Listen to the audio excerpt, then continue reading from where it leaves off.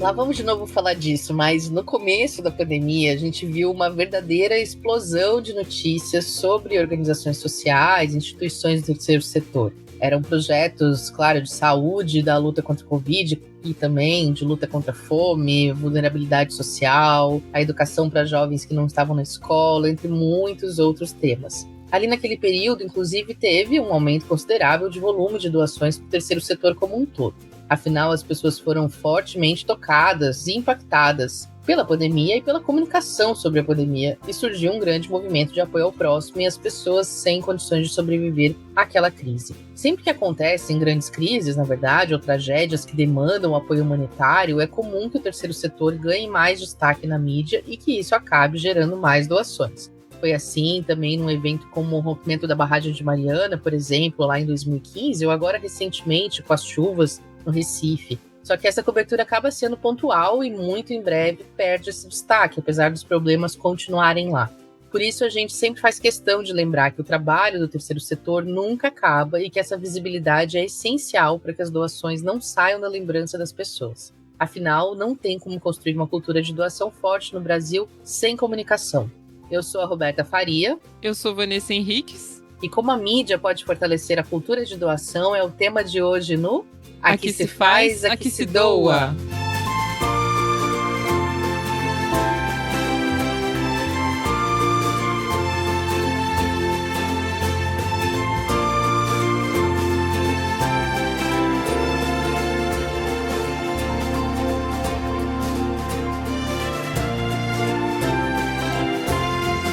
Está começando mais um Aqui se faz, aqui se doa, o seu podcast semanal sobre cultura de doação produzido pelo Instituto MOL com o apoio do Movimento Bem Maior, da Morro do Conselho Participações e da Ambev e divulgação do Infomano.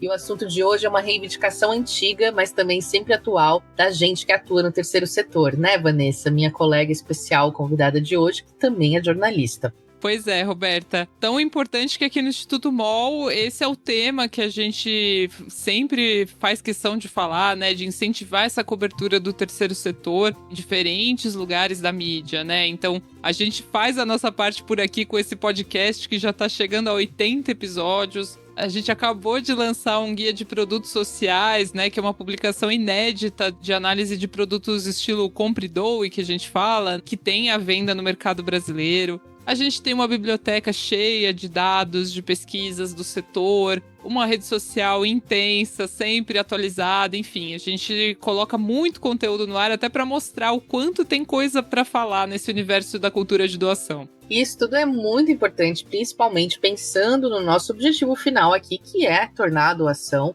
um assunto sobre o qual a gente fale abertamente, constantemente, seja na mesa de jantar, do bar, no trabalho, em redes sociais, no ponto de ônibus, no elevador. Promover a doação como um ato de cidadania, estratégico, político e não só assistencialista e emergencial, carregado de uma aura generosa. Não é uma questão moral, é uma questão ética. A doação, o trabalho das organizações da sociedade civil e a filantropia como um todo são temas super relevantes e que merecem mesmo estar nas manchetes dos cadernos de economia, do cotidiano ou de qualquer outro, na verdade. E esse esforço precisa ser não apenas das organizações sociais, em mostrar à mídia a relevância dos seus trabalhos, mas também precisa que o outro lado, né, que a mídia, como as empresas de comunicação, estejam atentas ao que está acontecendo nesse universo que é de interesse público. Exato, Roberta. E o impacto da cobertura da mídia no trabalho realizado pelo terceiro setor foi tema de um estudo da ANDI, publicado em 2015, que mostrou que durante um período de 6 anos, os jornais deram mais menções positivas do que negativas para as organizações do terceiro setor.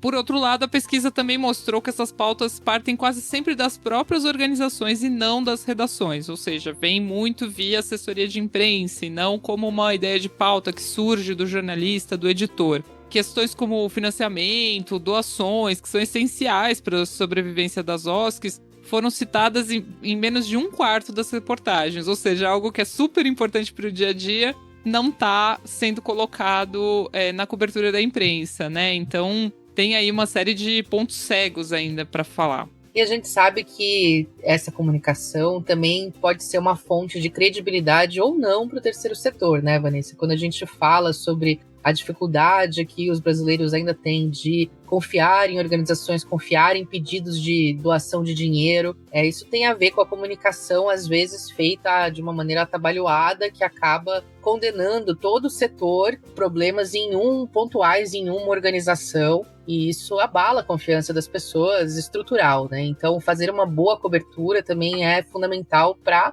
conseguir trazer uma confiança geral no trabalho que o terceiro setor faz por toda a sociedade. Mas além de todas essas informações e dados que a gente trouxe, o impacto da mídia nos assuntos discutidos no dia a dia, não só para o terceiro setor, mas para qualquer assunto, é um tema que vem sendo estudado há muitas décadas pela academia. Aliás, você já ouviu falar em agenda setting? Isso é da minha época de aula de semiótica da faculdade. Vamos ouvir o que a Rafa nos conta sobre isso.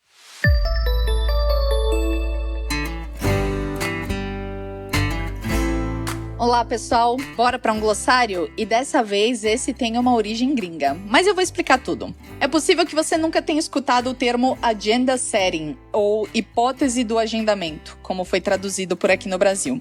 Essa hipótese do agendamento foi formulada lá na década de 1970 por dois pesquisadores americanos, chamados Maxwell McCombs e Donald Shaw. E a ideia é uma das mais pesquisadas e debatidas no meio jornalístico ao longo do último meio século. Basicamente, o conceito é o seguinte: quanto mais destaque um assunto ganha na cobertura jornalística, na TV, jornais, revistas, na internet, mais o público considera esse tema importante e quer falar sobre ele.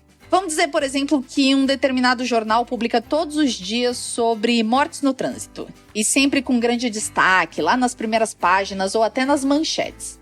De acordo com esse agenda setting, os leitores desse jornal vão colocar esse assunto à frente de outros que aparecem menos nesse mesmo jornal, como a violência ou os problemas da educação, que também podem estar ali nas outras páginas com menos destaque.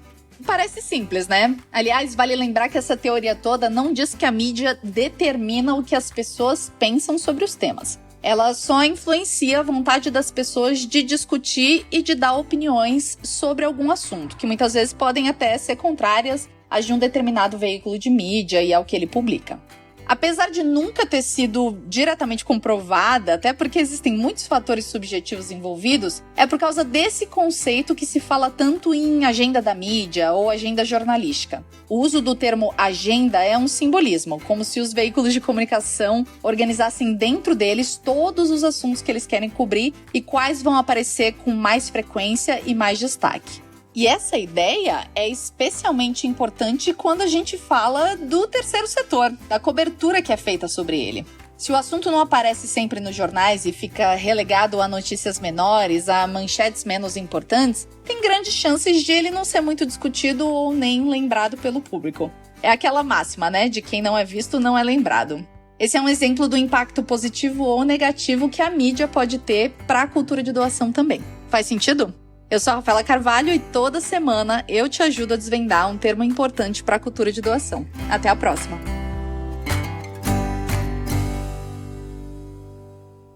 Valeu, Rafa, mais uma vez trazendo informação quentinha e precisa aqui pra gente. E para quem ainda não estava convencido sobre o poder do jornalismo para pautar o debate público, esse é um termo que vale a pena conhecer. Sem dúvida, e a Rafa também é jornalista, né, nessa equipe cheia de jornalistas do Instituto MOL.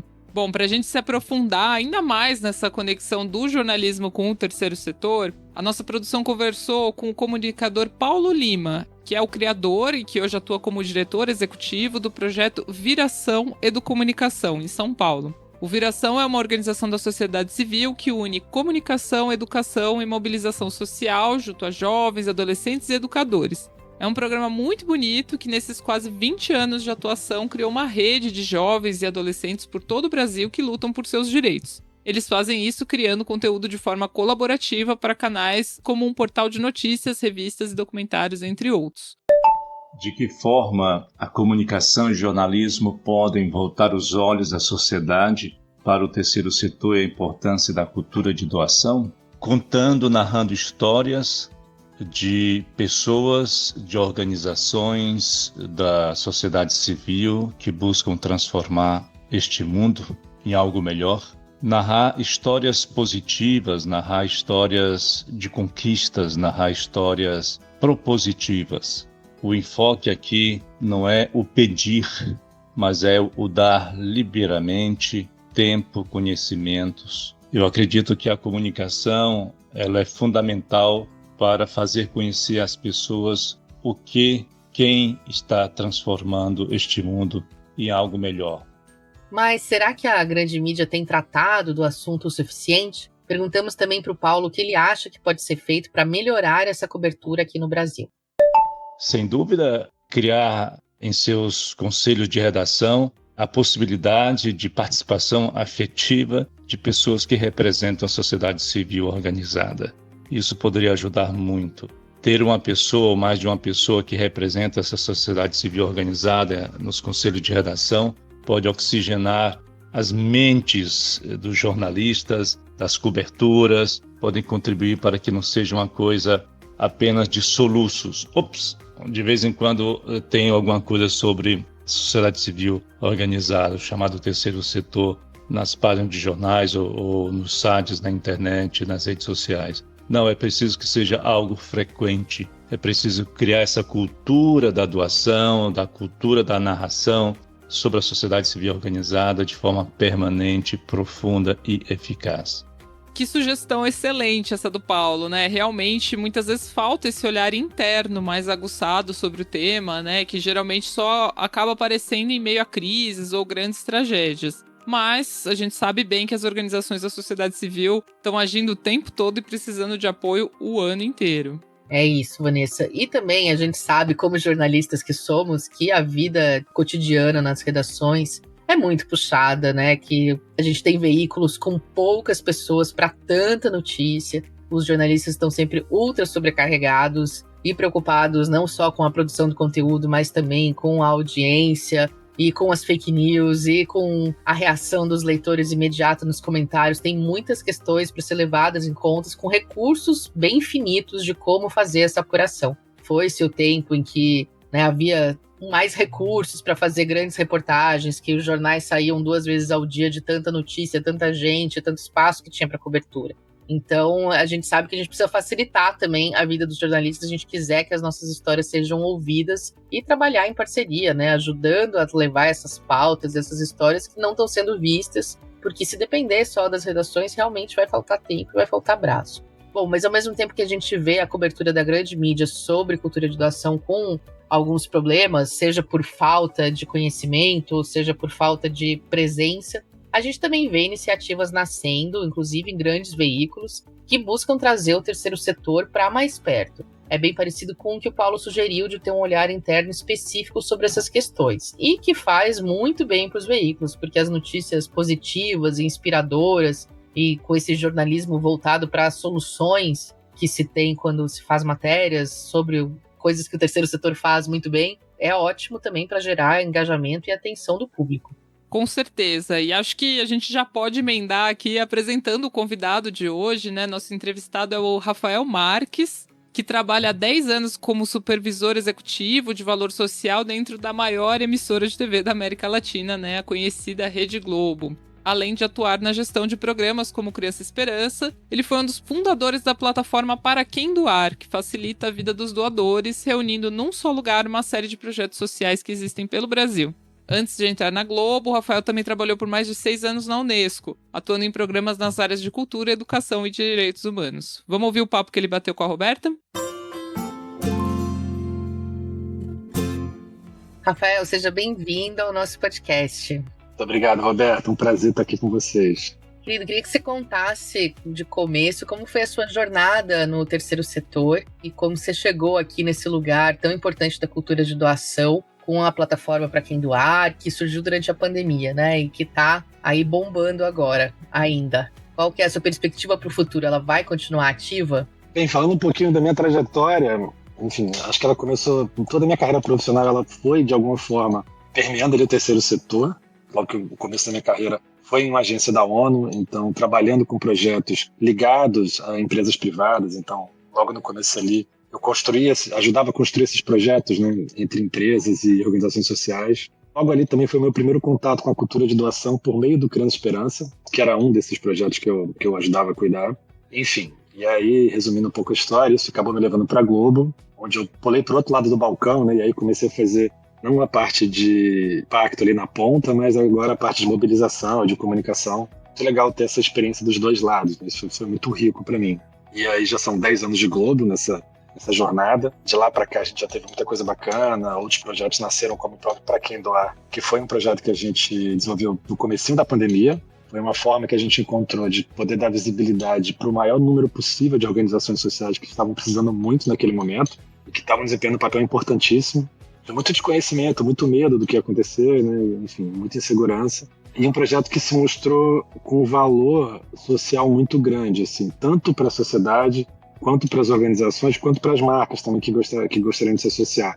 Então, um projeto que ele vem ano a ano ganhando mais força, ganhando mais investimentos, cada vez mais tendo mais parceiros juntos. A gente fez a gente costuma brincar, uma virada de chave agora nesse ano. Até o ano passado, a gente vinha tocando esse projeto como um projeto quase que editorial aqui dentro. E aí, a partir desse ano, a gente trouxe o Benfeitoria como parceiro para ajudar a gente nessa construção desse framework de trabalho, dessa plataforma mais robusta, para poder ajudar a gente também nessa curadoria de projetos. E a gente fez a virada de chave mesmo, assim, né, da plataforma antiga para a nova, agora no finalzinho de maio, começo de junho.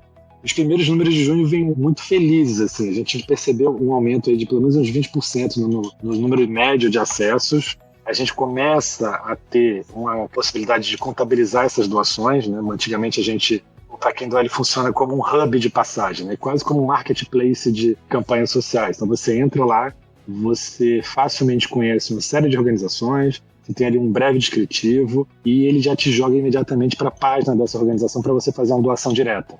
E são quantas organizações na plataforma hoje? Como que elas podem participar? Hoje a gente está com 98 organizações, mas esse número ele cresce dia a dia. A gente já está com mais de 100 pedidos de inclusão nesse primeiro mês aí da nova plataforma. Para você se cadastrar, para você sugerir um projeto é muito fácil. Na própria plataforma você entra lá, tem uma seção lá para você indicar um projeto, você preenche um formulário super simples. E aí, a partir dessa indicação, a equipe da Benfeitoria faz um levantamento desse projeto, faz uma análise para que a gente possa subir esse projeto na plataforma. Além disso, a gente tem um grupo de curadores de organizações sociais importantes do terceiro setor que nos ajudam na indicação de projetos e na avaliação também desses projetos para que a gente possa garantir um mínimo de credibilidade e transparência para o doador. Ótimo. E, Rafael, como você falou aí, esse conceito de transmídia que a gente usa na comunicação está presente aí tanto no Pra Quem Doar, quanto na campanha desse ano, né, e dos anos anteriores do Criança Esperança, que é essa união, né, de forças da comunicação em todas as plataformas, TV, o digital, o editorial, enfim, tudo tem uma grande potencial de mobilizar a sociedade em torno da cultura de doação, em torno desses temas sociais. E os dois projetos, né, tanto Pra Quem Doar quanto Criança Esperança, têm canais de conteúdo muito bem atualizados, com muita reportagem, conteúdos em vídeo, presença forte nas redes sociais. Eu queria saber como é feito esse trabalho. Vocês têm uma equipe só para isso, ou vocês pautam os veículos, né, as plataformas dentro da Globo para que façam essa cobertura? A gente sabe que a área social tem muitos conteúdos sensíveis, que precisa ter um conhecimento de causa, às vezes, para escrever, e uma grande responsabilidade, né, em transmitir esses temas. Então, conta pra gente como que vocês lidam isso, como isso é estruturado dentro da Globo. Essa é uma parte muito, muito interessante de contar, porque ela é uma via de mão dupla, na verdade. Vai tanto do lado da área institucional, da área social aqui dentro, que é onde eu fico, que a gente faz a provocação, né, para as áreas de conteúdo, jornalismo, para o entretenimento, para os canais, para as mídias digitais. Então a gente faz essa provocação, passando ali um briefing de como vai ser a campanha, de quais são os projetos que a gente está apoiando, enfim, um calendário de divulgação, mas também existe do outro lado o interesse dos próprios programas, dos próprios canais em procurar o projeto e querer dar visibilidade para ele. Por exemplo, no Pra Quem Doar é muito comum hoje, né, depois que o projeto já ganhou alguma relevância e que ele já tem esse reconhecimento, os próprios programas, ao pautarem uma organização social, ao trabalharem um tema social, eles querem também fazer um pedido de apoio para organizações que trabalham naquela causa e procuram Pra Quem Doar. Então, muitas vezes, a provocação vem da gente, né, pedindo para que esse conteúdo entre, mas muitas vezes vem do próprio programa querendo divulgar, porque sabe que ali é um lugar, um espaço seguro para o telespectador fazer a sua doação, né, conhecer mais sobre esses projetos. Então é interessante ver esse movimento de mão dupla indo e voltando, assim. Eu acho que esse talvez seja uma das grandes escolhas acertadas do projeto. Ele não só agrega valor para as organizações sociais, mas ele também agrega valor para os próprios programas e para o próprio conteúdo. que pode, ao final de uma matéria, às vezes belíssima, contando a história de um personagem super inspirador, seja um ativista, seja uma criança, um jovem que foi beneficiado por um projeto, e ao contar essa história, fica ali no final aquele pedido de um call to action, né? Você assim, tá, a gente contou a história, a gente mobilizou as pessoas, você deixou o coração das pessoas quentinho com aquela história, mas tá, e agora o que eu faço com isso? Então você, no final, conseguir endereçar um pedido de doação, um pedido de ajuda, para que a pessoa use toda aquela sensibilidade que ela teve ao ver aquela matéria e transforme em ação. Então, o Pra Quem Doa, ele consegue dar esse passo a mais conteúdo, então ele traz esse valor a mais, né, pro produtor de conteúdo. Rafael, você tem ideia de volume, assim, de conteúdo produzido para esses canais por ano? São quantas histórias que vocês contam? E eu queria te perguntar também se você tem casos que mostram o impacto disso, porque eu imagino que seja assim, né? Você vê uma história emocionante, como você falou, o número de doações para aquela organização deve subir imediatamente. Como que é a sua experiência nisso? Assim, a gente tem alguns casos muito interessantes. Normalmente, assim, durante o Criança Esperança, a gente fica no ar durante um mês com a plataforma de 0500, que são as doações por telefone aberta. Então, durante aquele mês inteiro, a pessoa pode ligar a qualquer momento do dia, 24 horas, e ela vai fazer a doação dela. E a gente junto com as operadoras de telefonia, a gente tem um sistema onde a gente acompanha minuto a minuto como que essas doações estão se comportando. Então, a gente consegue ver sempre que um conteúdo vai ao ar, qual o impacto disso nas doações. E é muito curioso a gente ver isso, assim. A doação é um ato muito de impulso, né? Então você tá ali no momento do dia onde não está sendo falado nada do Criança Esperança, você vê que está ali quase zero o número de doações. As pessoas não estão ligando. De repente, quando entra um conteúdo no ar, um pedido de doação, uma matéria falando sobre um projeto, você vê um pico absurdo assim, de doações em 2, 3 minutos e logo depois ele cai. Mas naquele momento da mensagem... Interessante. É muito forte, aí você vê o poder da comunicação e do pedido. Já vi casos assim de matérias, por exemplo, uma matéria do JN falando sobre uma organização de câncer, fazer prevenção de câncer infantil. Enfim, uma história belíssima, super bem contada, a participação do Tony Ramos. A gente olhava assim, pico de doação quase R$100 mil, assim, 2, 3 minutos, por causa de uma matéria, né? Então assim, você vê que o poder é absurdo. Tem outro caso que eu me lembro assim, com muito carinho, esse me marcou bastante. Foi em 2014, a gente teve uma novela, a novela das 9, se não me engano, era Amor à Vida. Desculpa, Amor à Vida não, Em Família. Que era a novela onde Giannichini fazia um paciente cardiopata, o paciente era Cardoso, né? E aí no final da novela, ele tinha uma cena muito bem construída pela produção da novela, que mostrava o transplante do Giannichini. Então mostrava todo o drama, desde a disponibilidade do órgão, da família dele recebendo um telefonema de madrugada, ele precisando se deslocar para o hospital correndo, toda a equipe trazendo o órgão de uma cidade para outra, o órgão embarcando no avião, depois no carro, chegando no hospital. Então todo esse drama, que é um drama real e diário que acontece, ele foi retratado ali naquela cena. E aí, legal, assim, não foi ao ar, a novela foi muito bacana. Algumas semanas depois, acho que uma semana depois, a gente recebeu, na nossa central de atendimento ao telespectador, que a gente tinha na época, a gente recebeu uma mensagem de um médico de Curitiba agradecendo a produção da novela por essa cena. Ele era um médico transplantista, então ele trabalhava exclusivamente com transplante de órgãos. Ele falou que após a veiculação da cena, ele trabalhou 72 horas sem parar, porque a disponibilidade de órgãos no país aumentou muito. E aí a gente pegou esse depoimento desse médico e foi investigar mais a fundo, né, o que essa cena foi capaz. Que massa. E aí a gente pegou alguns dados do Ministério da Saúde, a gente mostrou que 3 meses após a veiculação dessa cena, a disponibilidade de órgãos no país subiu 34%. Quer dizer, por conta de uma cena de ficção, de dramaturgia, mas que foi muito bem construída e que sensibilizou as pessoas, você consegue uma mudança de comportamento real, assim, um impacto real. Enfim, é difícil dizer quantas vidas foram salvas com uma cena de novela, mas o fato é que foram. Você consegue educar no sentido de você consegue sensibilizar e trazer mais próxima a causa para as pessoas, não só por meio do jornalismo, que aí eu acho que é uma coisa mais fácil de visualizar, né, porque ele é informativo na puro sangue, na veia, mas também com a cena de entretenimento, com a cena de dramaturgia, né? A própria ficção ela também tem esse papel de educar e de sensibilizar as pessoas para as causas. Muito, que demais essa história. E falando desse gancho, né, o Criança Esperança está completando 37 anos esse ano, né, uma das iniciativas sociais mais longevas que a gente tem no Brasil. E nesses anos aí, desses 3710 que você tá aí na Globo acompanhando de perto a campanha, você consegue ver uma análise de mudança? Você falou em educar o público, né, de como esse conteúdo vai cada vez mais mobilizando mais as pessoas. Você acha que ficou mais fácil falar de doação nos dias de hoje do que era 10 anos atrás? Mudou a forma como se faz a cobertura, o engajamento dos doadores e tem dentro até da companhia, né, das organizações, tá mais fácil pautar o assunto também? Como que você vê isso? Olha, durante esses 10 anos, assim, acho que eu vi muita coisa dentro do Criança Esperança.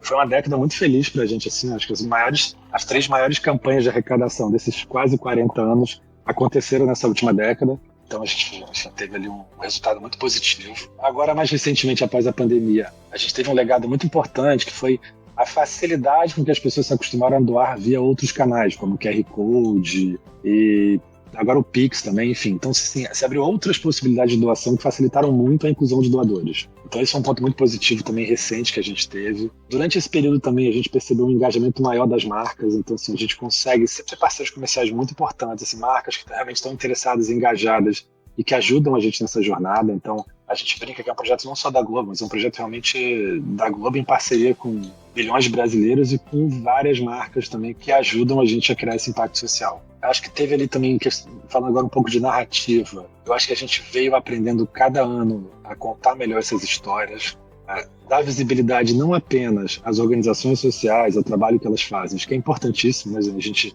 dá essa transparência, essa visibilidade, mas também a gente aprendeu que é importante contar a história dos doadores. São dados de pesquisa do IDES, assim, enfim, não um dado nosso, mas super conhecido, o quanto que o brasileiro ele doa silenciosamente.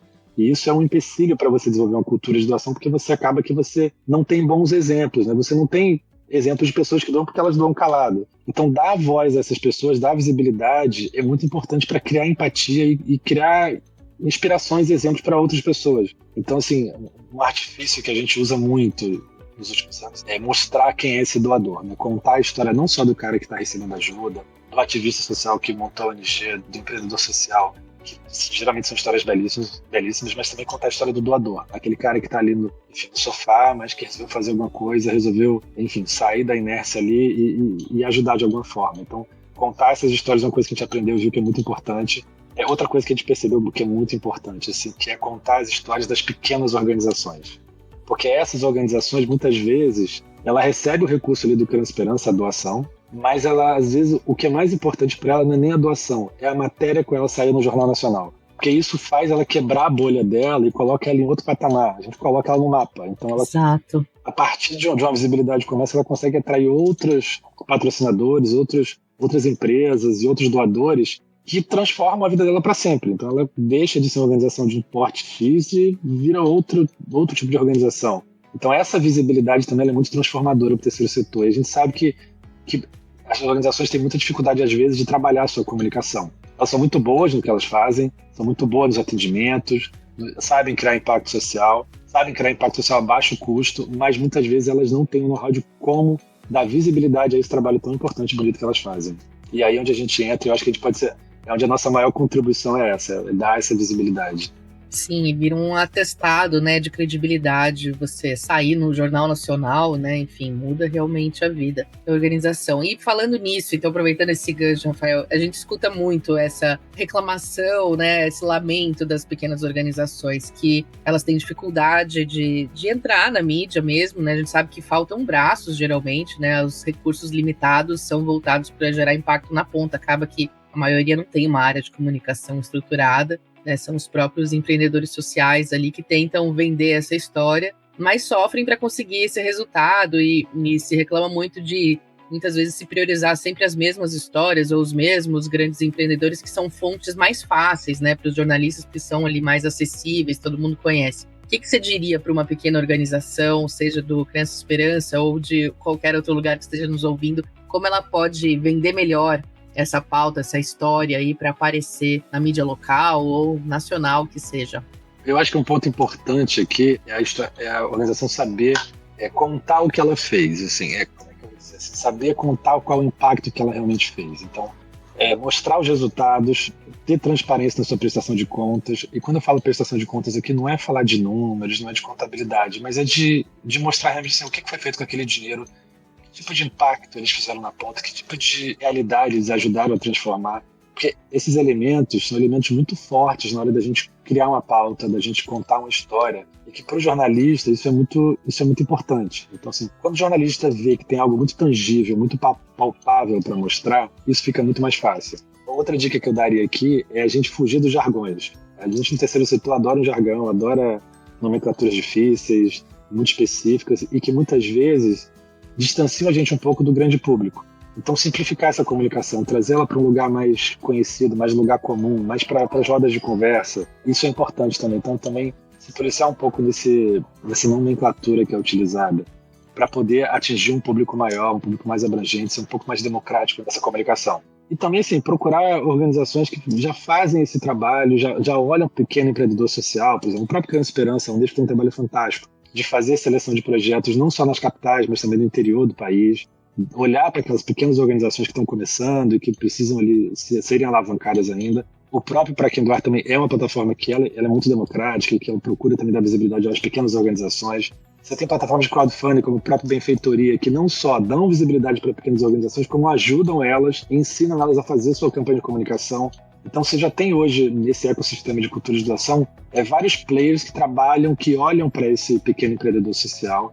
Então vale uma busca ativa para achar quem são essas pessoas, quem são essas organizações, porque a gente já tem algumas portas abertas aí para quem está começando e está tendo dificuldade de sair da sua bolha ali, do ponto de vista de comunicação.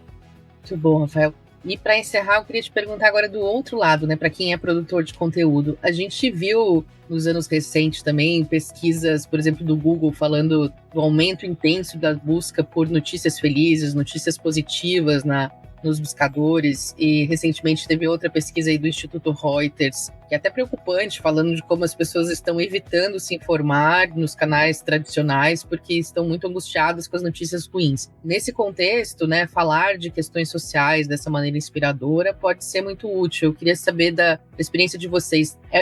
Tem uma boa audiência, um bom retorno da audiência, um bom engajamento, esse tipo de reportagem que trata de cultura de doação, de organizações sociais, de pedidos de doação?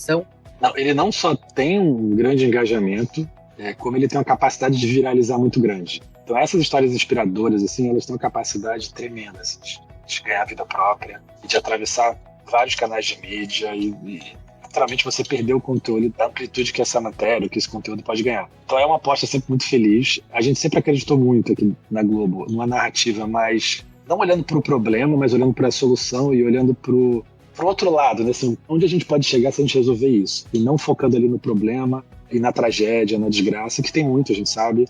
Geralmente são cenários muito difíceis, situações de realidade muito difíceis, mas que não adianta muito se você só ficar olhando para aquela realidade sem você tentar olhar para uma solução e para o que pode ser feito de diferente. Então sempre eu acho que para os produtores, assim, abordar essas questões difíceis, mas sempre do ponto de vista otimista e esperançoso, buscando um resultado, né, olhando para frente, olhando para onde isso pode ser diferente, eu acho que isso é sempre mais inspirador. E eu acho que no momento também que a gente está saindo aí, eu acho que deu de notícia ruim, né? Acho que isso também é um respiro para a audiência. Sim. Eu acho que muitas pessoas estão buscando isso, assim, não estão mais conseguindo, não estão tendo mais estrutura psíquica para lidar com tantas notícias difíceis. Então, acho que tratar esses assuntos por esse viés da esperança, da solidariedade, de um futuro melhor e de como a gente pode fazer diferente, acho que, e trazendo bons exemplos, acho que é um caminho feliz para você atingir uma audiência e engajar mais.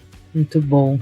Rafael, te agradeço por todos esses esclarecimentos e histórias que você trouxe hoje pra gente. Foi muito bom te ouvir. Fiquei com várias ideias de coisas que a gente pode fazer a mais no Instituto e nos nossos canais para contar melhor essas histórias e trazer mais gente para doação. Roberto, eu que te agradeço. Foi um prazer bater esse papo contigo. Enfim, conta comigo sempre que precisar. É sempre uma delícia falar desse assunto. Mas antes de você ir, ficou faltando uma última coisa, que é a nossa rodada relâmpago. Vamos lá. Vamos lá? É bem simples, eu vou te fazer 5 perguntas e você responde com a primeira coisa que tiver à cabeça, tá bom? Combinado. 1. Qual foi a sua doação mais recente? A minha doação mais recente foi agora pro Criança Esperança. Sempre que abre, tem uma doação ali tradicionalmente que a gente faz para testar a plataforma de telefone. Boa. Qual que é a sua causa do coração? A minha causa do coração é a desigualdade social. E o que você doa, Rafael, que não é dinheiro? Bem, além de ação de voluntariado, de doação de tempo, enfim, faço doações também de roupa, aquelas doações tradicionais, assim, de Natal, roupa, brinquedo. Agora, uma saia justa. Cite uma organização ou projeto que você admira ou apoia e é pouco conhecido, mais gente devia conhecer. Uau! Agora você me pegou, eu tenho que pensar aqui para não gerar ciúmes, peraí. Exatamente, é polêmico sempre. Isso é sempre polêmico. Olha, vou citar uma que eu sou muito fã aqui do Rio de Janeiro, ela não é tão pequena, mas ela tem projeção nacional ainda, que é o Solar Minas de Luz, que é uma escola que fica ali entre Ipanema e Copacabana, uma comunidade, enfim, super vulnerável, que faz um trabalho belíssimo, lindo, assim, Muito bom. Agora, Rafael, a última pergunta é sempre um desafio. A gente tem muitos ouvintes que são captadores de recursos e todo mundo tem o desafio permanente de convencer pessoas que não doam ainda a doar. Então, eu queria pedir a sua dica, o seu conselho. Que argumento você usa para convencer alguém a doar? Eu acho que o exemplo, ele ajuda muito. Eu sempre acredito muito no poder das histórias, dos personagens. Então, eu acho que você contar histórias, você trazer personagens para essa de venda, para essa captação, eu acho que isso é muito importante. Eu acho que a doação passa muito por uma questão de você criar em você ter empatia com aquela história. Você não doa para uma organização, você não doa para uma causa. No fundo você está se doando para uma pessoa, para uma história, para um personagem. E eu acho que é aí que está o poder de mobilização. Muito bom, Rafael. É isso. Obrigada, querido. Volte sempre que quiser. Obrigado, Roberto. Foi um prazer. Um abração.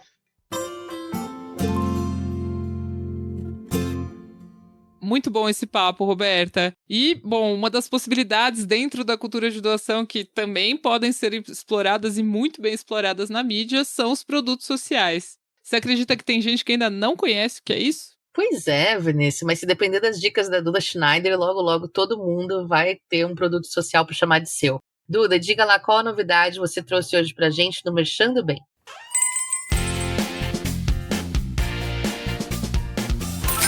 Oi, gente, eu sou a Duda Schneider e esse é o nosso Merchando Bem.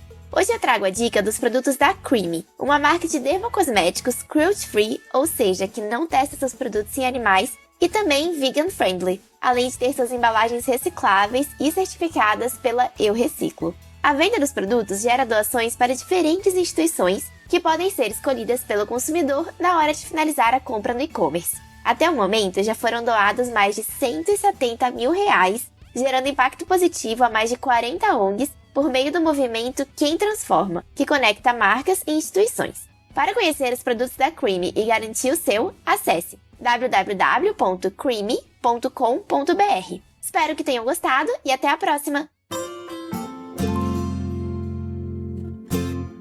Roberto, infelizmente o programa já está terminando, né? Mas acho que hoje a gente conseguiu explorar muito bem essa importância da mídia para fortalecer a cultura de doação no Brasil, né? A gente começou com essa reflexão do Paulo Lima, né? Sobre como a gente coloca isso dentro da redação, e o Rafael veio aí com um exemplo super bacana de como isso funciona na prática, numa grande empresa de mídia e que tem efeitos incríveis. Sim, vale a gente destacar, mais uma vez, a responsabilidade da mídia no fortalecimento do trabalho das OSCs, né, do terceiro setor. Nos últimos anos, as organizações da sociedade civil têm sido alvo constante de fake news que muitas vezes afetam a reputação do terceiro setor como um todo. A gente já falou disso várias vezes aqui no programa. Basta uma rápida pesquisa em portais como Fato ou Fake do G1, também é do Grupo Globo, né, ou a Lupa do UOL, que denunciam fake news para encontrar várias notícias absurdas sobre o terceiro setor. Tem uma recente que dizia que o Exército tinha apreendido ouro pertencente a ONGs da Amazônia. ONGs da Amazônia são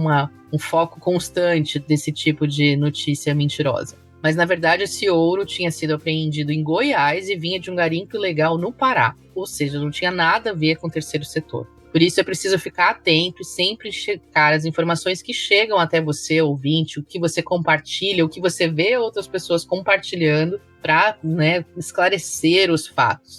E, claro, quanto mais as organizações aparecerem na mídia de maneira também positiva, com as soluções, mais credibilidade a gente tem para combater esse tipo de fofoca maldosíssima, né, que é parte de um projeto político muito preocupante, que atenta contra a democracia, na verdade, não só contra o terceiro setor. E pensando nesse papel da mídia, né, que pode vir até de outros lugares além do jornalismo, que você pode ter outras iniciativas que dão essa visibilidade para as doações. A gente falou aqui até sobre indicações culturais, de como isso é retratado numa novela, uma série de formas que você pode tratar o assunto da doação que aproximam os doadores que são tão desconfiados nesse universo, né, para trazer uma perspectiva diferente, uma perspectiva boa, e que abre aí a cabeça das pessoas, né? Faz com que elas conheçam o trabalho tão incrível que é feito no terceiro setor brasileiro, enfim, em outros países. Vanessa, eu vou complementar com uma dica aí para o terceiro setor, porque nas publicações da Editora MOL e na nossa Central de Impacto, a gente conta histórias de muitas organizações e empreendedores sociais, projetos sociais no Brasil inteiro.